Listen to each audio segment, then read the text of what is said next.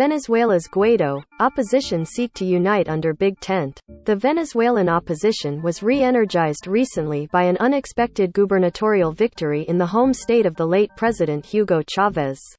Caracas, Venezuela. The Venezuelan opposition was re-energized recently by an unexpected gubernatorial victory in the home state of the late President Hugo Chavez. Now it is trying to use that momentum to bring its divided factions together and launch yet another attempt to topple his political heirs. 3 years after he proclaimed himself the legitimate leader of Venezuela, Juan Guaidó, his US-backed opposition allies and other adversaries of President Nicolas Maduro will convene this week in the capital, Caracas, to work on a big tent strategy as they gear up for a presidential election they hope may be held before its scheduled 2024 date. The goal is to consider how to incorporate not only the political parties that make up the democratic alternative but also former Chavismo supporters, as one group is called, or Chavismo dissidents, as another group is also called, Guaidó told the Associated Press in an interview Thursday, using the Spanish language term for the political movement begun by Chavez, who died in 2013. Guaidó rose to international prominence in 2019 when he declared Maduro's presidency illegitimate and himself acting president, establishing a parallel government. He was recognized as leader by dozens of countries, including the United States, and led large protests in Caracas. But the enthusiasm and support he saw 3 years ago has waned both abroad and at home, in part because the pandemic kept people from organizing and protesting, as well as a perceived sense that the opposition's promise to do away with Chavismo remains elusive. Opposition candidates garnered the most votes in the November regional elections. But unable to line up behind consensus candidates, they split the anti-Maduro vote, enabling his United Socialist Party of Venezuela to take more than 200 of 322 municipalities and most governors' races. So that result was seen as both a sign of the opposition's high potential and, Guaidó said Thursday, a wake-up call to a desperate need to strengthen. One race where the opposition did succeed gave them particular reason for optimism.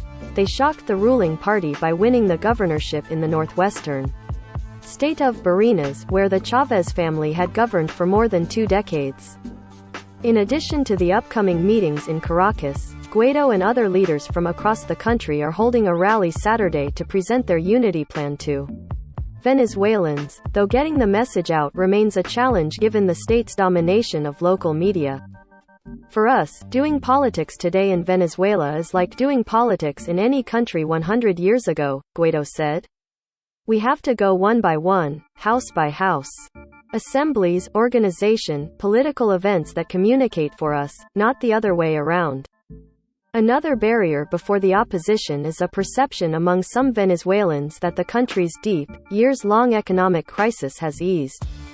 US dollars have largely supplanted the local currency, whose value was eaten up by hyperinflation, and grocery stores are again well stocked in contrast with the severe, widespread shortages seen before. But Guaidó argued that that only applies for a small elite sector, with more than 90% of Venezuelans living in poverty. Before November, the main opposition coalition, Guaidó's unitary platform, had boycotted previous votes including Maduro's re-election in 2018, saying Venezuela lacks conditions for free and fair voting, an assertion backed by many international observers. Guaidó reiterated that the only way to restore democracy is through negotiations with the government, including the establishment of conditions for free and fair elections and guarantees that the outcomes will be respected. Talks have broken down repeatedly, however, most recently in October when the government walked away from the table after a Maduro ally was extradited from Cape Verde to the United States on money laundering charges. Guaidó said the opposition is open to returning to negotiations guided by Norwegian diplomats in Mexico City and the progressive lifting of international sanctions, which is the main incentive for the government to return to the table. Maduro's opponents had hoped to see a new presidential vote sooner than currently scheduled for 2024, but the extremely short window set by electoral authorities for gathering recall signatures made that impossible. Should negotiations with the government resume, the opposition will continue to insist on an accelerated electoral timeline. We have to prepare now so that the election happens as soon as possible and generate and transform that possibility into a real solution, Guaidó said. He declined to say whether he would run in a primary. Asked about Maduro's admonition to the country's highest court last month to apply implacable justice to opposition leaders involved in the parallel government, Guaidó said he does not take such matters lightly. Those threats have been carried out in one way or another. That they have not dared to arrest or kidnap me, that's another thing, he said. My family has also been persecuted. I fully understand the risks, but the bigger risk is for this dictatorship to prevail.